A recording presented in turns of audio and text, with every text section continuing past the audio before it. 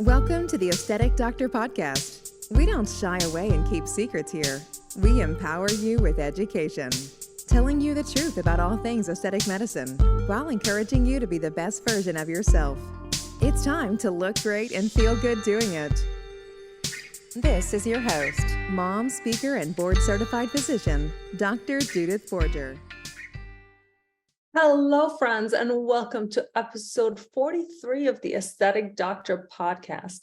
Today's episode is entitled Mastering the Art of Sales, Warrior Strong, and our guest today is none other than Jon Sansone, also known as Saleswarrior Sansone. He is a sales professional with over 20 years of experience. He is an author, he's a motivational speaker, he is a masterclass instructor, and a fellow podcast host.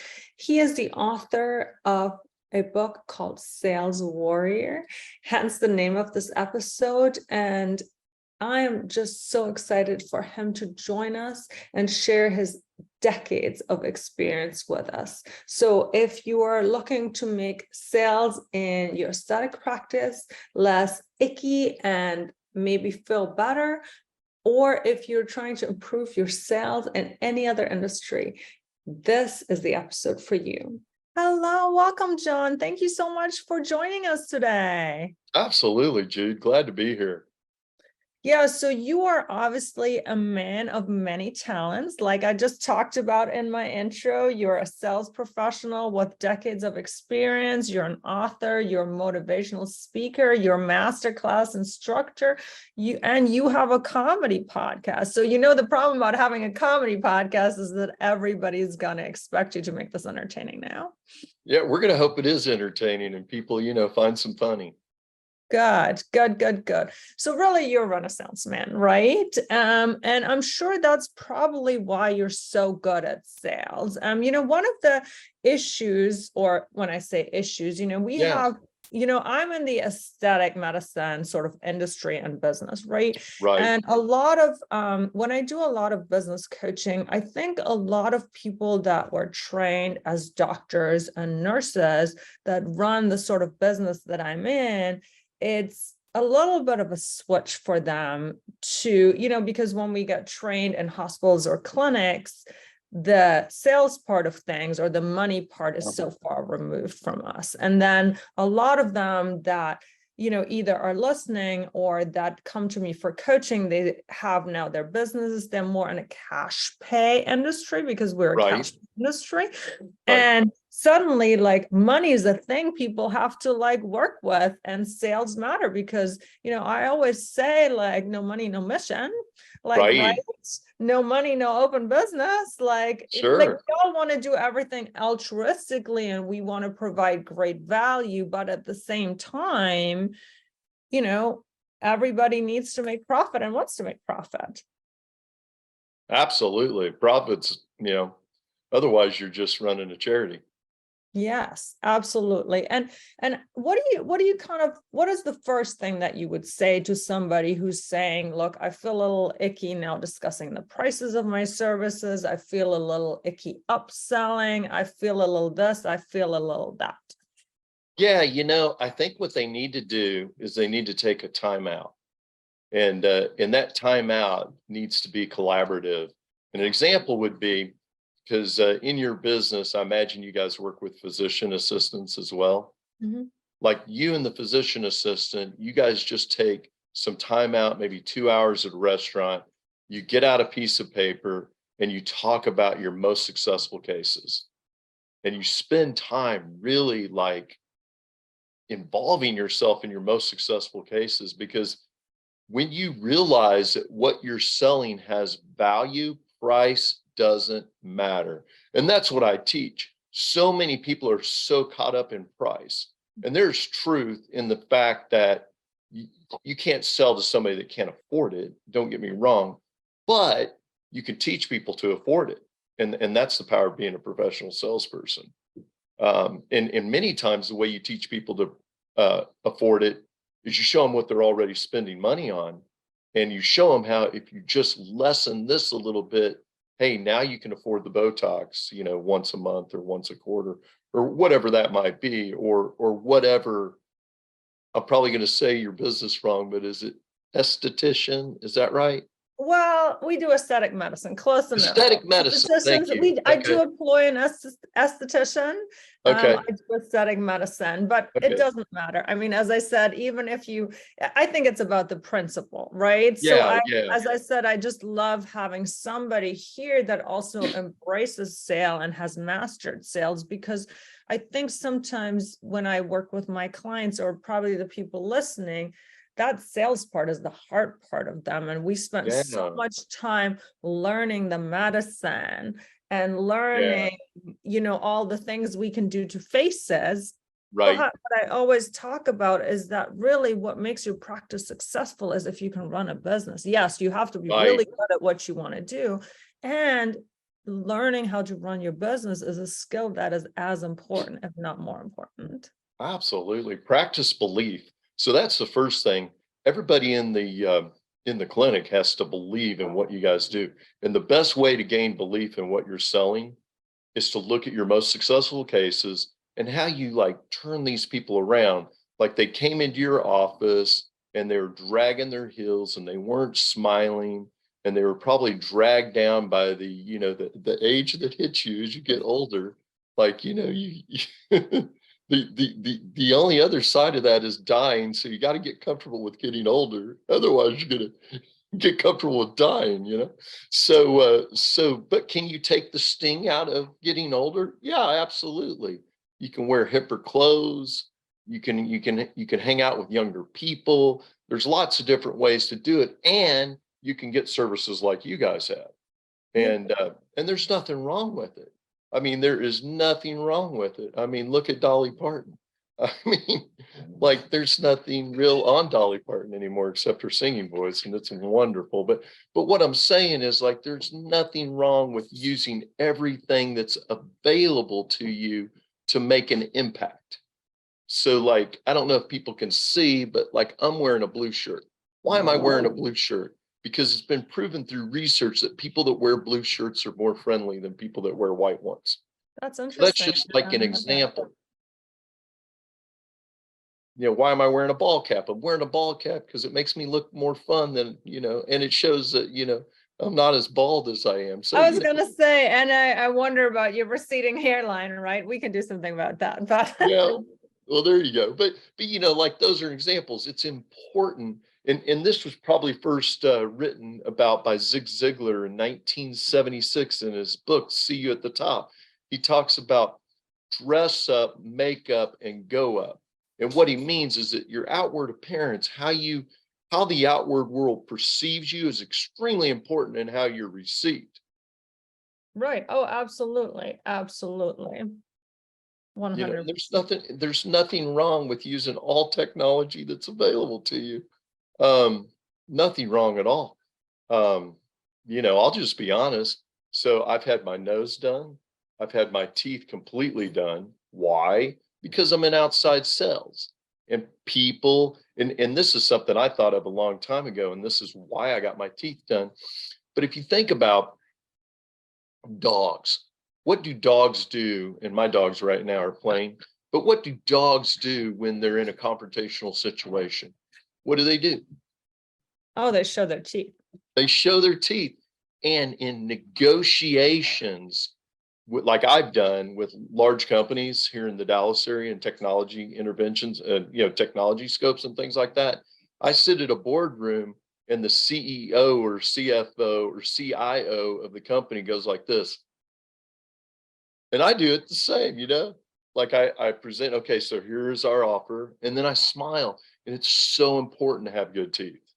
It is super important to have good teeth. I completely agree, especially too, like, I think teeth are sort of a status symbol almost too, of like health and wealth, right? That if you have the money, you're going to get your kids' teeth. Like I have 3 teeth, and I always like laugh that I've probably at least like financed like a front rim of my, orthodontist like luxury car, and I'm like the second one, and But yeah, I mean, that's what you do, like, right? Because you want your kids to have a nice smile. And also, like, we know that people that don't have good teeth, they're like not gonna smile. They're gonna be perceived as less friendly. They're probably not gonna be as confident to date, not Right. even to sell, to like, have social interaction. Because, if you're the weird guy that never smiles, the girls at the college or the bar or wherever you are I have a kid in college, but they're probably not going to be as drawn to you as if you're the guy with the beautiful, now orthodontically straight teeth that is happy to smile. Absolutely. And people perceive you how you perceive yourself. And so important for people to know. Like, so how you get received is how you receive yourself. So if you don't feel goodness about who you are, people won't feel goodness to do business with you.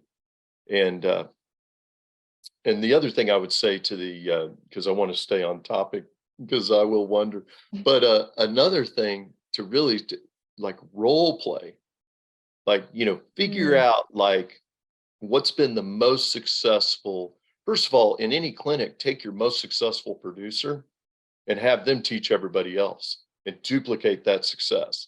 And then role play with each other and tweak your performance. In one of my first sales gigs that I ever had, which was for a startup from a Fortune 500 company. It was a startup that the Fortune 500 company did and hired me like right out of college to work with them. Um, it is so important to have a system, like a script. Like, Mhm. people get down on scripts, but I'll tell you, a professional singer doesn't go up there and make up the words unless he wants to be heckled the next day on Facebook and YouTube.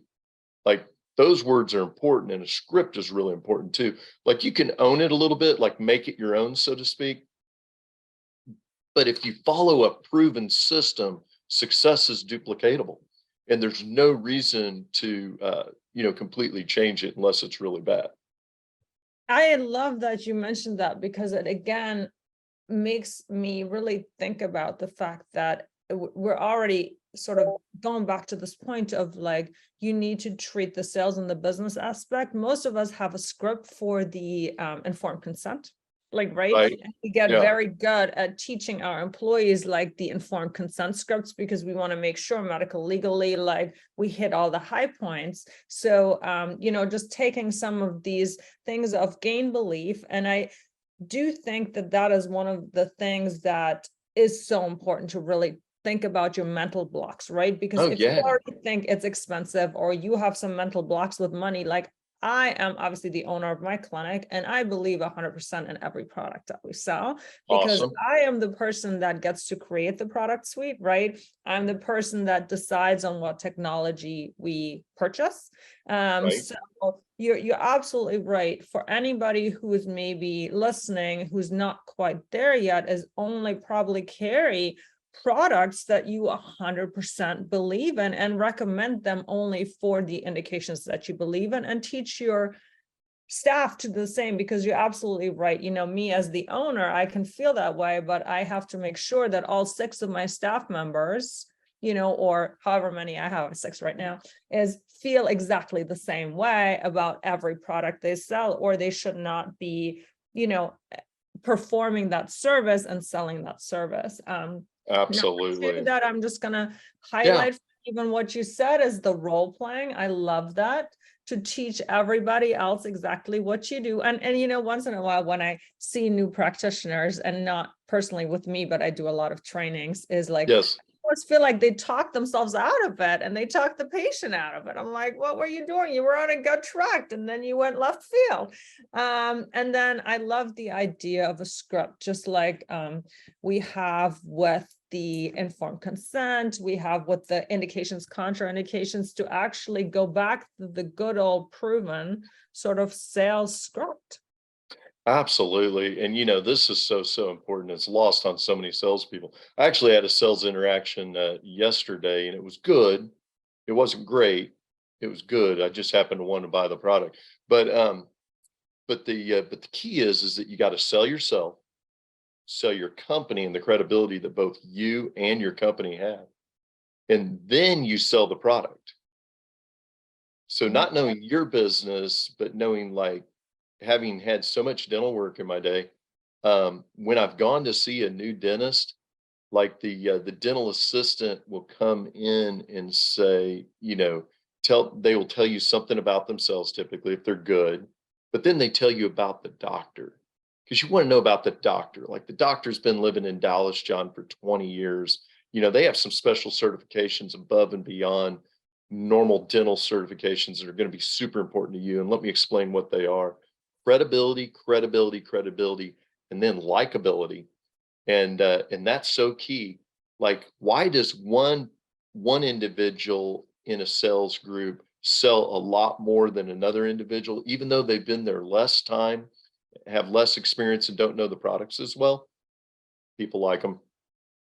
I love that. I love the idea, like, again, the sell yourself, sell your company, sell your product, because, when I tell people to kind of market themselves on social media, one of the Yeah. things that I always hone in on is that I'm truly an expert, that you're coming somewhere where a physician directs your care, a physician that has lectured nationally, that teaches other people, so on and so forth. And that's why I don't compete on price, right? Because, again, you're not going to, like, the Walmart of aesthetic services. You are coming Right. to the person with the expert. So I do love that idea of, again, if somebody is listening and they're kind of maybe feeling like it feels icky, or they're struggling, or they're not having the success that they want, the whole, like, sell yourself, sell your company. Because you're right, any esthetician or any front office person that could room you, or that numbs you, or cleans your face, could easily say that, oh, did you know that Dr. Trina was, like, just selected as, one of Austin's 20 best aesthetic doctors? We're so proud of that. Yes. The And more you that drive mental that, note yeah, that the patient's going to take, like, oh, I'm at the right place. This is not just absolutely. somebody. Or, as I said, I go and lecture nationally, be like, oh, did you know Dr. Borgia was just in Philadelphia? To the point, though, that some people are now calling my clinic and they're, like, asking my assistants, am I actually going to see the doctor? Or is she just, like, now flying around and teaching people? But I guess I always tell them, no, it means we've done what we need to do. If this is what the question that people have, if they're actually going to get to see me, then we've done the right thing of establishing. Heck yeah, they're ourselves finding as- you to have significance, and with credibility comes significance, and with that becomes differentiation, because they're not going to want to go to somebody else because you're the doctor that travels the world. You're that in demand. And that's also important.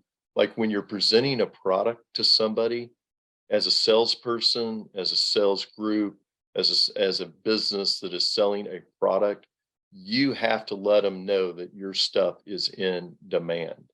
And a little bit of that is posturing a bit. Like, you know, who wants to hire a celebrity that is available all the time? So, it's just a simplistic thing, but people want what they can't have. And if they think that you're in limited supply, you're more in demand. They even want you more.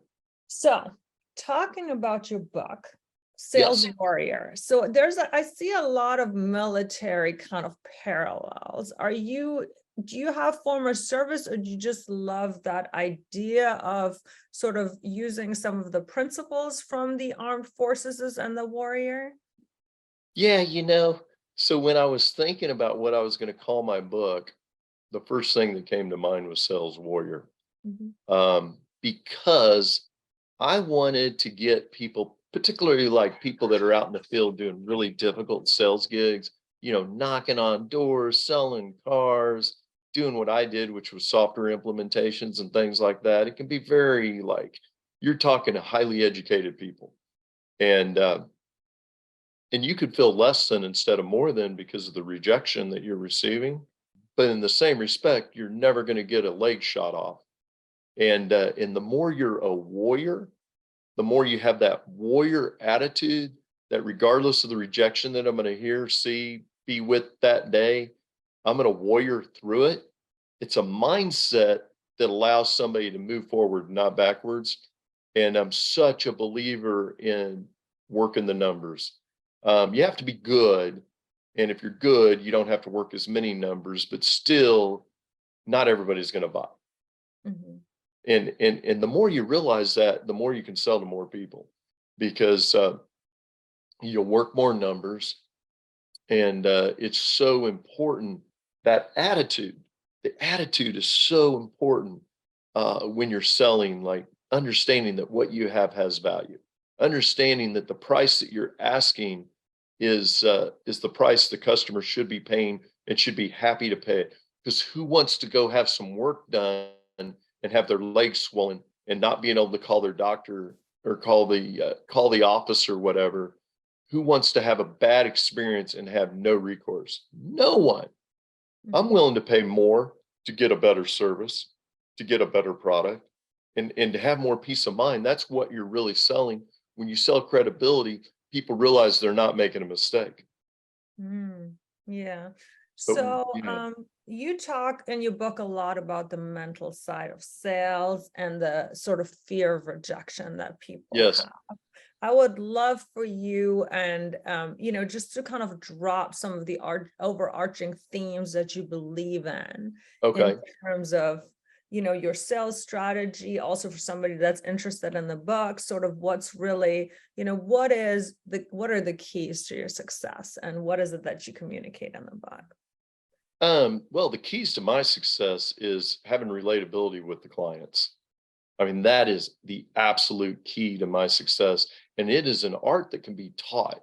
The other key to my success is really listening to people, not kind of listening to people, not like it's a true, like listening to what they're saying and then threading the needle. And what do I mean by threading the needle? I mean that I find out so much information about the client, and we have relatability, and I'm able to share that, like, myself and them are similar.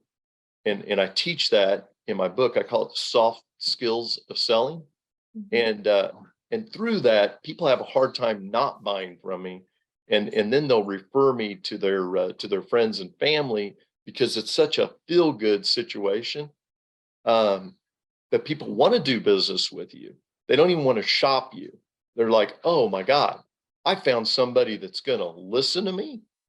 Like, this guy is listening to me. It's amazing, but most people, even in business, don't listen to their prospects. They don't. They have a specific product they want to sell. They got a specific quota they need to meet. They're terrified that you don't buy from them, and they're so focused on getting the sale, they lose the fact that you need to date before you can dance, and that is key. Like, it's so similar to dating. Like, you're not going to expect, when you're dating, you're not going to expect somebody to immediately go off to Mexico with you for 2 days, which is what. Well, have you met the new Tinder swipe right, swipe left, and just chill kind of Oh, people? I'm so familiar with those apps from younger friends of mine that are single. So familiar. They have their good points and their bad points. But what I'm saying is Yes, that, like, I get people what got to you're saying. realize that in business, that it's you got to court the client before you get the business. And it's not until, and we use this a lot in technology, but it's not until you have proof of concept where they understand that what you have has value, that you can ask for the business. So until you have proof of concept, which means you understand what they want, you have something that they want, the price is applicable to what they're willing to pay, then you have what's referred to as proof of concept, then you can ask for the business. And then if you run into, I don't call them objections, because that's such a novice use in sales training. Oh, let's overcome objections. Let's overcome that objection. No, I call them questions. So you have a question about how, you might want to pay for this. That's fine. It's valid to have questions. People are intelligent, and it's okay that they have questions. When I buy stuff, I have a ton of questions because I'm super analytical. And so I respect when people have questions. And but what I'm saying is that as a sales organization, you need to help people to see how they can afford it. And sometimes that might mean, like, really understanding their situation. And I don't know what that goes into, but try to find out where they spend discretionary income. And if there's And if there's a few things that they can tweak a little bit to lower the amount of where they're spending their discretionary income, they're not spending any more money. They're just spending money that'll make them feel good when they do their stuff that they do. So I don't know, what that is for everybody, but there's a ways to like reframe how somebody spends their discretionary income to then allow for that availability of capital to be able to be used for what you're selling. You got to do that very tactfully, but it's a great thing to do. And you got to make them feel like they're getting more for their money than what they're paying. And it's got to be about value. So it's okay to have an expensive price, but it's got to have value. Yeah, and I mean, I don't, as I said, personally, I think our Yeah, prices are really reasonable. And like you said, I feel like people are getting so much value that I absolutely. don't price my prices in a way that I'm like, oh my God, this is expensive.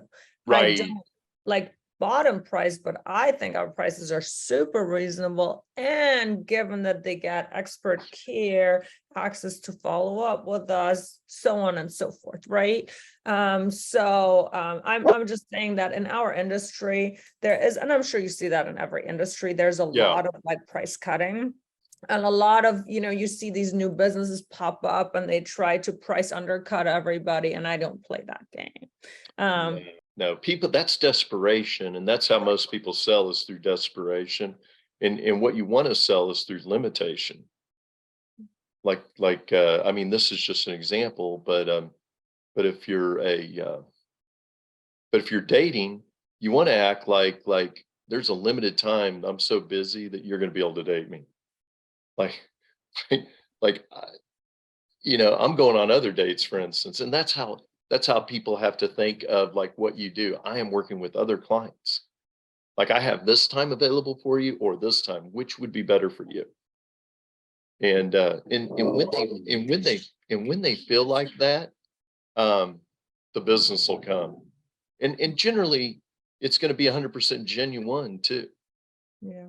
Because when you have that mindset through manifestation, which I also teach in my book and in my course, through mental manifestation, that type of business will come to you. What does mental manifestation mean to you? Because I feel like mental Yeah. manifestation means a lot of different things to different people. So tell me what mental manifestation means to you. Sure. So first of all, it has to be an idea of something that's fantastic that you want to work towards, and it's very important that you write it down. Like, a lot of people have goals or things they want out of life, but they never take the time to write it down. So important to write it down. Why? Because when you write it down, it hits your subconscious. And then two, when you write it down, particularly this day and age of technology, if you write it down in an Outlook calendar and you make a goal, and this could be part of your manifestation, but you make a goal to look at your goals on Monday of this week, Monday of next week, Monday of the following week.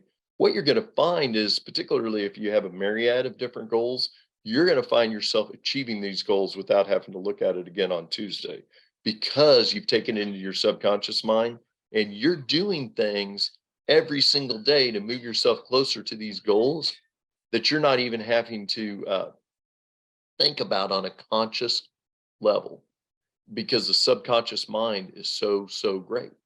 Like, if I say, don't think of red, like, whatever you do, don't think of red. Yeah, the For only the thing I'm going to rest of think the about day. is red, right? Yes, exactly. It's the takeaway. Like, you're telling your mind not to do something. Everybody wants to do what they're told not to do. And that's just an example.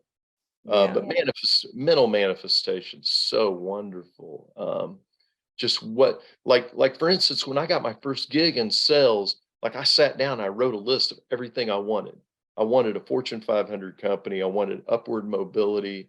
I wanted, not a lot of travel. Like, I wrote down every single like point that I wanted, and literally, Jude, I got everything that I asked for. That's amazing. Like, And everything. I do agree with you that the more specific I make my goals, Yes. the more achievable they are, and that's what I kind of tell people in both my coaching and other things is like, well, you say you want that, but what does that concretely mean? You say you want time freedom. Well, that's good, but how do you know when you achieve it? Like, right? Right. Does that Yeah. mean you get to have 4 vacations a year? Does that mean you can take summers off in Europe? Does that just mean you have every Monday off? Like, what does that mean for you? And be very as specific as you can. Can it in the end look different? And, I feel so blessed because I feel like my life right now is better than I could have planned. And Yeah. it's because every time you set a goal, you just set the next goal and you set the next goal. And growth is just one of those principles that I'm just enamored with. Yeah. No, that it's absolutely correct. And the more you achieve, the more that's achievable because you've taught your brain that what you write down you can achieve. And many times, like we get stuck, like we don't think we can go to whatever that next level might be. That's why association so much important. So you want to improve your golf game, play with a really good golfer. Mhm. Play with somebody that doesn't sit there and swing 4 times before they swing. Play with somebody that gets up there and does one little practice approach and then just knocks it straight down the fairway in the middle of in the middle of the fairway. And it's just a beautiful, beautiful drive. And you'll find you'll play better golf. And if you hang out with people who are more successful than you or as successful as you, hopefully more successful than you'll find you can be more successful than what you currently are. Yeah, there's this principle where it's like the sum of the 5 people that you most hang out with. Yeah, you're the average of the people you spend the most time with. Now, you can change this. And how can you change this? I think I've changed this because I come from pretty humble beginnings. Like I think I told you at the get-go, like my great grandparents were like teenage immigrants from Sicily. That Mhm. doesn't really give you a huge pedigree in the United States of America. For Yeah, one, Italians and Sicilians were kind of looked down upon they were laborers essentially, right? and very difficult to get jobs. That's why most Sicilian families like mine own their own business or own their own business because we couldn't get hired. Like the name was a Debbie Downer when we tried to get with Fortune 500 companies. Now a lot of that is alleviated, but back when my great grandparents were alive, very very difficult to be successful in the United States without owning your own business. But what I'm saying is, so how was I able to like get to the point where I am? Like I'm financially independent. I got a ton of time on my hands. I'm not completely completely time free, but I take a lot of time off. Work is not what I do for fun. I have fun, and work allows me to have the fun I want to have. But what I did was I've spent my life studying the greatest business people in the world: Warren Buffett, Tony Robbins, Zig Ziglar, uh, a little Elon Musk, I must say.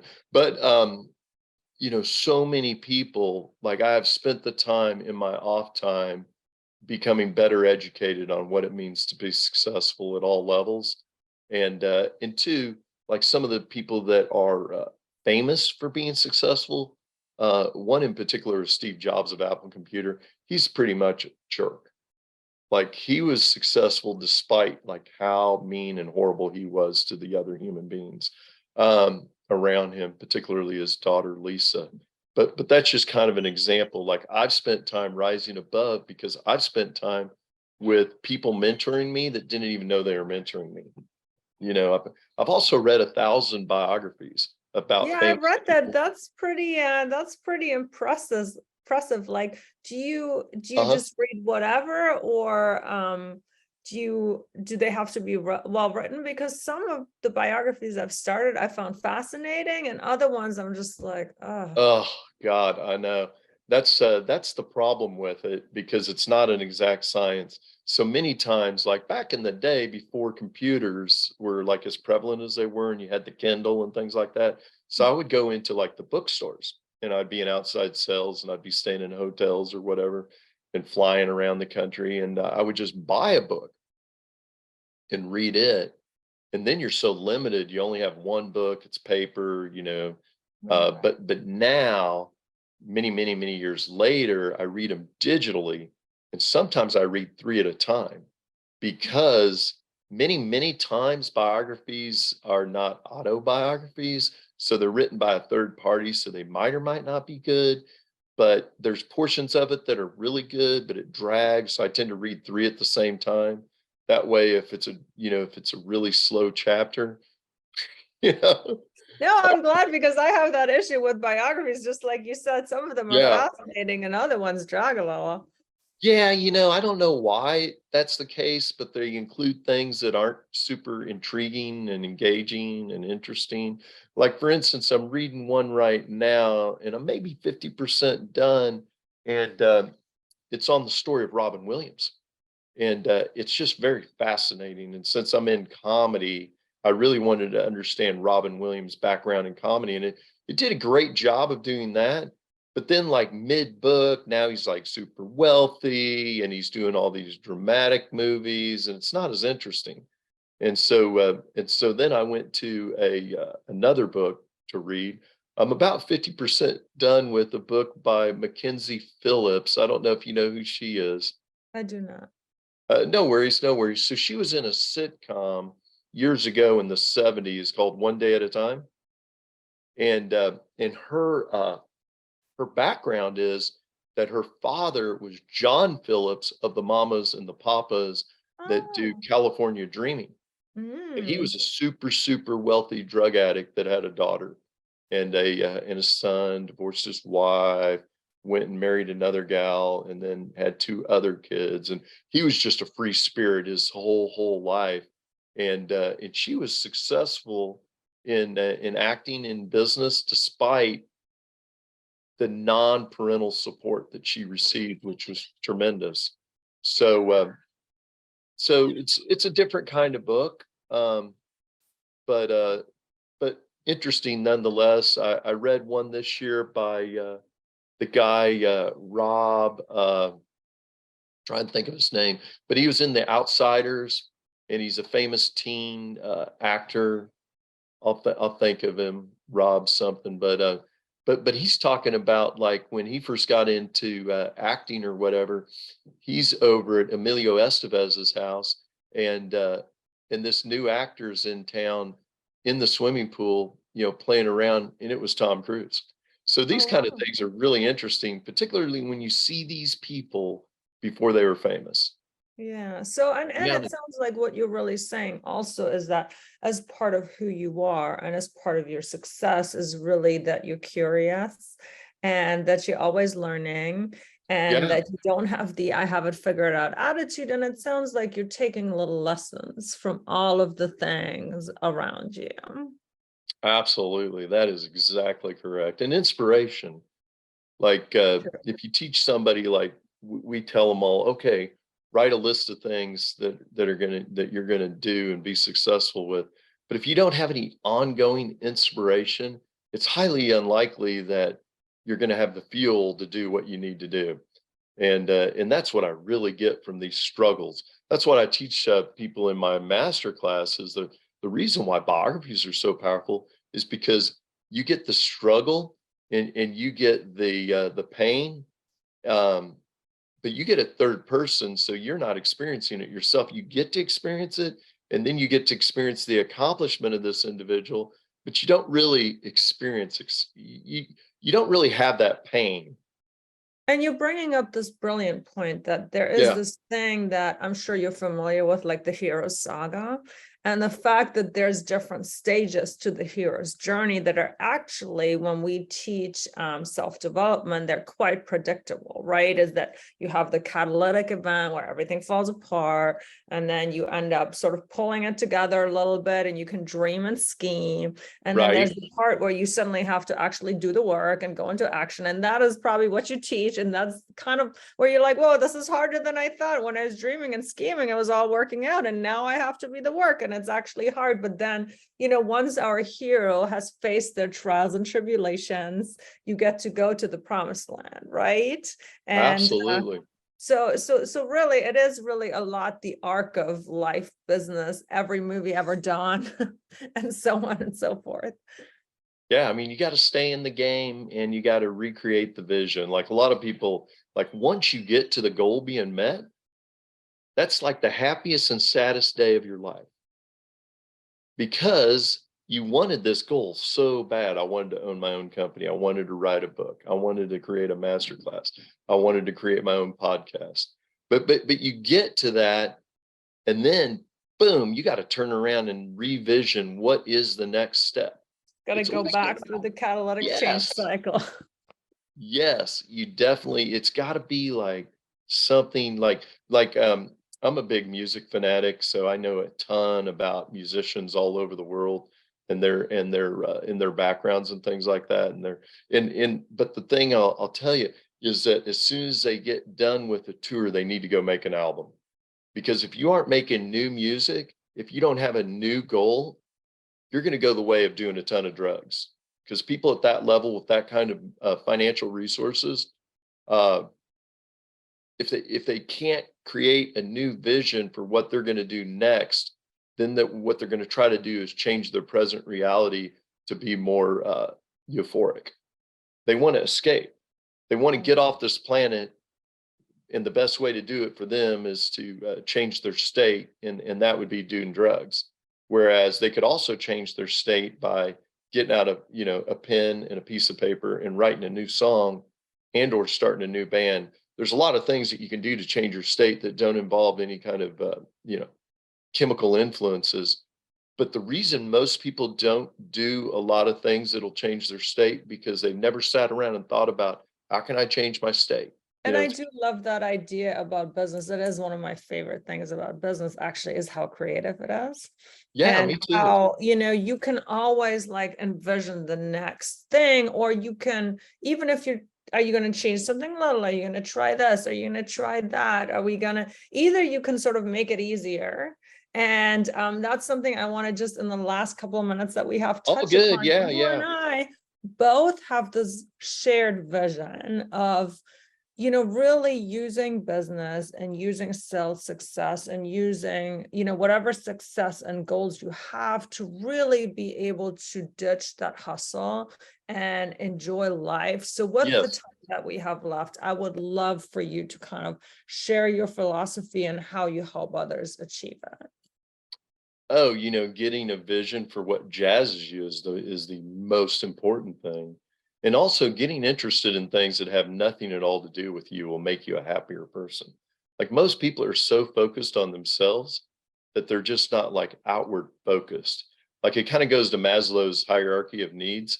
When you get your basic needs met, then you go to self-actualization.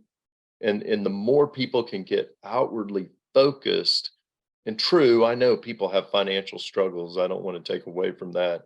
But once you meet those basic financial needs, start to get a little outwardly focused and get some balance in your life. And I don't know what that means for everybody out there, but I'm going to say that like the more you're making friends, and making friends, in my opinion, is more important than making money.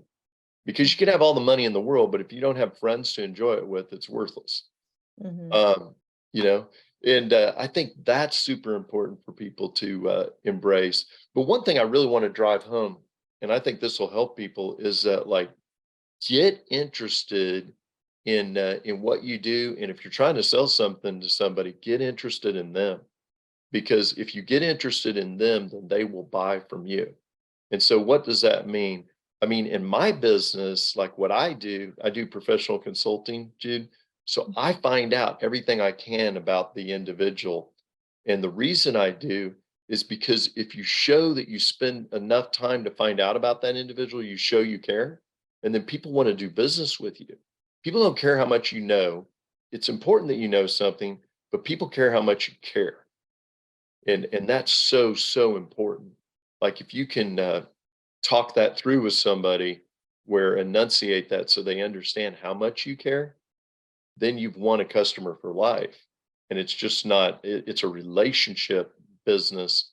And the more you relationship sell, which means connecting with your client authentically, the more successful you'll be in business. But I want to give your listeners just a little bit of an idea of like what research I did before we had this today. Okay, so I know you have 3 kids. I know that you're in Fayetteville, North Carolina. I know you're originally from Germany, correct? Yes, correct. Okay. I know that you do emergency pediatric hospital work, Mm-hmm.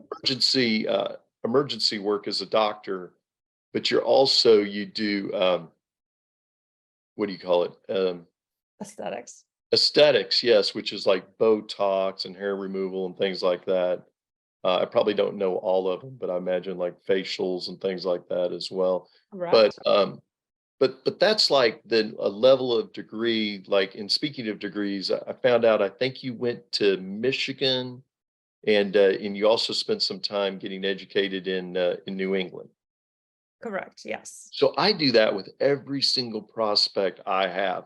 I find out, you know, what they do for what their background is, and then I relate their background to my background. So something you don't know about me, Jude, is I grew up with 3 doctors in my life. One doctor was a neighbor on the left side of me, and he was a general practitioner. The other doctor was to the right of me, and he was a dental surgeon. And my mom's best friend was a radiologist. Mm-hmm. And so I have a lot of knowledge of like how hard doctors work, the hours that doctors keep, how smart doctors are, because I've spent a lot of time in my early youth hanging out with doctors. And then to, have a few friends that are doctors, but like that's just an example of like the breadth and the depth that you have to go into to gain relatability and, more importantly, connection. Like, most people want to sell stuff to somebody. Even the guy selling furniture today at the furniture store, they want to sell something to somebody because of the price, the urgency, and the product. Mm-hmm. And I'm telling you, the more you sell based upon connection and relationship, the the women will have their girlfriends going in and buying furniture from that guy because he is so nice. And he took the time to find out what I really needed. And even though I went in for a couch, he found out that my kids were getting older and we're going to have to be putting in brand new furniture in their beds because their current children's beds aren't going to get it anymore. And like, that's just an example of how you have to go three layers deep versus just on the surface, and not be so scared that somebody's not going to buy, that you don't spend the time. And it goes back to the 70s song, Love the One You're With. I love that. What a great way to kind of wrap it all up. I, really appreciate you. Oh yeah, absolutely, Jude. My Such pleasure. a professional in like really both the art and the science of sales, and really, I mean, the amount of pearls you have dropped from my audience today have been incredible. So especially, Awesome. I mean, I so hope first of all, so. we, like, as I said, I have a lot of other aesthetic practitioners listening, but even other Good. listeners that are not in the field of aesthetics, that are real estate agents. We have a lot of those listeners that are just regular people that are doing sales anytime in their life. That's sometimes why it's good to have somebody who has nothing to do with aesthetics, because we can really talk about these principles, and they so apply. So, Jon Saleswarrior, please tell us where people can find you. As we said, you do a lot of stuff. I know you I have a do. website. We will link everything in the show notes. Awesome. The book is behind him. I'm definitely going to grab myself a copy, seeing that I just got a Awesome. quick PDF preview, but it's really actionable. It's really well written, as I think all of the kind of good sales books should be, where you can really kind of really get some key step-by-step things of ways you can apply the knowledge and the principles to your own business. So tell us, Absolutely. where can people find you? Well, and probably the most important thing is like, how can they get my wisdom? So it's very easy to get my wisdom. I have a 3-day boot camp. It's on my website. My 3-day boot camp includes 30 hours of 1-hour action block items that people can do every day to inspire themselves. So it's video, audio, and worksheets. And it used to be $400. I do it for $99 with a free book. Oh, So wow. So like in my business, I would call it a daddy of a deal. And then once you're connected with me, monthly, you're going to get free inspiration where I'm going to be interviewed like I am today with Jude, and I'm going to be able to continue to inspire me. So getting involved with me on a business level is a gift that keeps on giving. Well, awesome. And just to boot camp, a lot of times when I read it, and I'm so on your website, I'm so glad you're noticing that. I normally think of a boot camp as like somewhere where I have to go for 3 days, but you're saying it's all pre-recorded, made for the business owner. So if I want to on Thursday night watch an hour and then come back next Thursday and watch another hour and take notes in between, I can do that. And that's how it's designed. It's designed to inspire you in the moment. And it's a lifelong thing. So once you buy it, you own it forever. So it's not going away. But the key is yeah, like me being on the road, I used to do it with like Zig Ziglar and Tony Robbins. Like, okay, I'm going to stream Zig Ziglar for 30 minutes before my meeting to get all pumped up before I have my meeting, or whatever I have available. And it's designed to do that. And the best thing you can do is, if you're not doing it in the car and you're doing it at your house or whatever, is get out a piece of paper, because the more you write this stuff down, because I throw out 34 years of gold nuggets that I call warrior weapons that you want to write down and start implementing in your business. And I think if you do it, it's going to be incremental to the revenue of the business, because these things work. Like, I didn't make them up. I've been a student of professional sales for 34 years. What I've done is I've brought them to this time and place. Like, I've brought them like full circle. These ideas have been around forever. I've written them down and made them available through video and audio, so they can come alive for the listener, and really use them in their life and their business. And even if you're not in sales, if you get good at doing the soft skills of selling, you'll find that you and your spouse will go to restaurants you want to go to. Well, that is definitely very attractive by itself, but I'm going to download it and I will let you know about all the wonderful things we kind of find out after. Thank you again for sharing your knowledge and sharing your time. It was an absolute pleasure. Yeah, absolutely, Jude. My pleasure as well.